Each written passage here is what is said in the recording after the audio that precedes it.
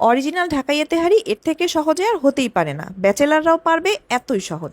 আসলে যেহেতু আমি পুরান ঢাকাইয়া বউ, সেহেতু আমাকে প্রায়ই এই তেহারিটা রান্না করতে হয়। আর জানেন তো, তারা ব্রেকফাস্ট করে এই তেহারি দিয়ে। আসসালামু আলাইকুম। দারুণ মজার এই রেসিপিটা আমি তৈরি করছি আজকে তাদের জন্য, যারা ঝুট ঝামেলায় কম যেতে চান। রান্নার জন্য প্রথমে একটা ছড়ানো হাঁড়ি নিয়ে নিয়েছি আর ভালো মতো গরম করে নিয়েছি। এর মধ্যে আমি দিয়ে দিব 1 কাপের মতো সরিষার তেল। পরে যদি দরকার হয় সেটা আরও দেওয়া যাবে, কারণ যেহেতু মাংস থেকে তেল ছাড়ে। তো এর মধ্যে আমি দিয়ে দিচ্ছি প্রথমে 3 টেবিল চামচ পরিমাণ পেঁয়াজ বাটা। দেখেন আমি কিন্তু কোনো পেঁয়াজ কুচি বা কিছুতেই যাচ্ছি না, সবই আমি বাটা মশলা দিয়ে শুরু করছি। 1 টেবিল চামচ করে দিয়েছি আমি আদা বাটা, 1 টেবিল চামচ রসুন বাটা দিয়ে আমি এবার তেলের মধ্যে ভালো মতো এই মশলাটা একটু নেড়েচেড়ে নিচ্ছি। তো এর মধ্যে আমি দিয়ে দিচ্ছি এখানে 10টা কাঁচামরিচ কুচি। কাঁচামরিচটা আপনাদের ঝালের বুঝে তারপরে দিতে হবে আর কি। এখন আমি এর মধ্যে সরাসরি মাংসটা দিয়ে দিচ্ছি। মাংসগুলো আমি আগে থেকেই ভালো মতো কেটে ধুয়ে নিয়েছিলাম। এখানে দেখেন আমি তেহার জন্য মাংসটা এরকম ছোট ছোট কিউব সাইজ করে কেটে নিয়েছি। 1.5 কেজি মাংসের মধ্যে এখানে কিন্তু তেল হাড্ডি সবই মিক্সচার আছে, শুধুমাত্র সলিড মাংস দিয়ে কিন্তু তেহারি ভালো হয় না, একটু মিক্সচার থাকলে ভালো হয়। মাংস আর মশলা এবার আমি খুব ভালো মতো মিক্স করে নিচ্ছি। ভাবছেন যে এখানে গরম মশলা বা অন্য মশলা কি আর দিতে হবে না? হ্যাঁ, সব কিছুতেই আসছি। আরেকটা জিনিস, তেহারিতে কিন্তু খুব অল্প মশলা ব্যবহার হয়, মানে যেটা অথেন্টিক ঢাকাইয়া মশলা আর কি, সেটা খুবই সিম্পল একটা মশলা, এখনই দেখিয়ে দিচ্ছি। এটা সবাই পারবে, যারা ব্যাচেলার আছে তারাও কিন্তু বাসায় এরকম একটা মশলা তৈরি করে খুব সহজেই রান্না করতে পারবেন। তো 1.5 কেজি মাংসে দেখেন আমি এরকম 3 টুকরা দারচিনি নিয়েছি। এই যে দেখেন আমি দেখিয়ে দিচ্ছি আমার আঙ্গুলের 2 কর, এইটুকুর সমান করে আমি 3টা দারচিনি নিয়ে নিয়েছি। এখানে আমি নিয়েছি প্রায় 10-12টা এলাচ। 1.5 কেজি মাংসের জন্য এইটুকু এলাচ লাগবে।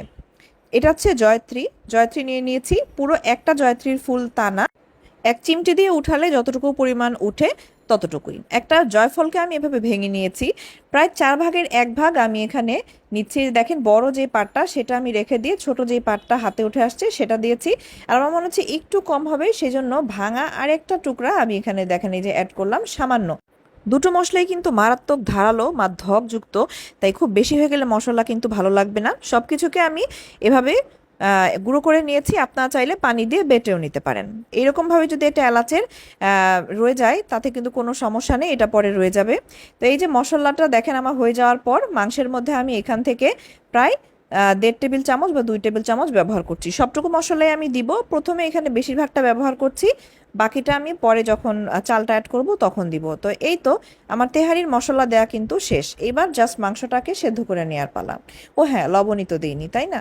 লবণটা দিয়ে এবার আমি দিয়ে দিচ্ছি টক দই। আর এটাও কিন্তু বাসায় বানানো, যেরকম আমাদের মা খালারা মা চাচিরা তৈরি করতেন, যে দুধের মধ্যে লেবু চিপে দিয়ে তারপর এটাকে আধা ঘন্টা সাইডে রেখে দিলেই কিন্তু এই টক দইটা রেডি হয়ে যায়।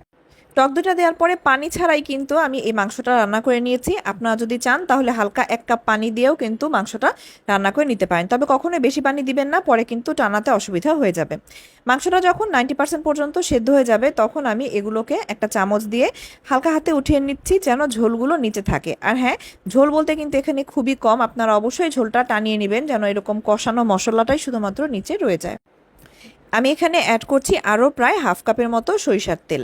আপনারা কিন্তু চাইলে এখানে সরিষা আর সয়াবিন মিক্সও করে দিতে পারেন। এবার আমি এর মধ্যে দিয়ে দিয়েছি প্রায় 700 গ্রামের মতো চাল। 1.5 কেজি মাংসের জন্য 700 গ্রাম চাল কিন্তু ঠিক আছে। তো এবার চাল দিয়ে আমি মশলাটাকে খুব ভালো মতো নেড়েচেড়ে ভেজে নিব। এই চাল ভাজাটা যত ভালো হবে, যত মচমচে হবে, তেহারি রান্নাটা কিন্তু ততটাই ভালো হবে। চালটা ঝরঝরে হবে, লেগে যাবে না, মানে এই চাল ভাজার উপর কিন্তু অনেক কিছু ডিপেন্ড করে। ভালো মতো ভাজা হয়ে গেলে আমি এখন এর মধ্যে পানি দিয়ে দিচ্ছি। 700 গ্রাম চালের জন্য আমি এখানে অ্যাড করেছি 1 লিটারের মতো গরম পানি। প্রথমেই বেশি পানি দেওয়ার দরকার নেই, আপনার সবসময় গরম পানি করে এটা হাতের কাছে রাখবেন। যদি পর দরকার হয় অ্যাড করা যাবে, কিন্তু প্রথমে যদি বেশি হয়ে যায় তাহলে কিন্তু এটাকে কমানোটা খুবই একটা মানে রিস্কি একটা ব্যাপার, খুবই ঝামেলার ব্যাপার। আর এই ক্ষেত্রে কিন্তু জালটা একদম হাই হিটে আছে। এখানে প্রতি কাপ চালের জন্য মনে রাখবেন যে 1 চামচ করে লবণ দিতে হয়। তো আমি স্বাদমতো লবণ দিয়ে দিয়েছি, আপনারাও লবণটা একটু বুঝে দিবেন।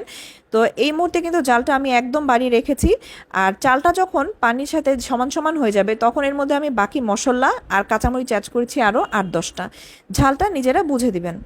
এই পর্যায়ে যখন চাল আর পানিটা আরেকটু ফুটে উঠবে তখন আমি মাংসটা অ্যাড করে দিচ্ছি। মাংসটা অ্যাড করে আমি ভালো মতো নেড়েচেড়ে নিচ্ছি। আর দেখেন যে তেহারির কালারটা কিন্তু কতটা সুন্দর আসছে। তেহারিতে কিন্তু কখনো আর হলুদ গুঁড়া বা মরিচ গুঁড়া ব্যবহার হয় না। অনেকেই আমাকে বলেন যে আপু হলুদ বা মরিচ তো দিলেন না।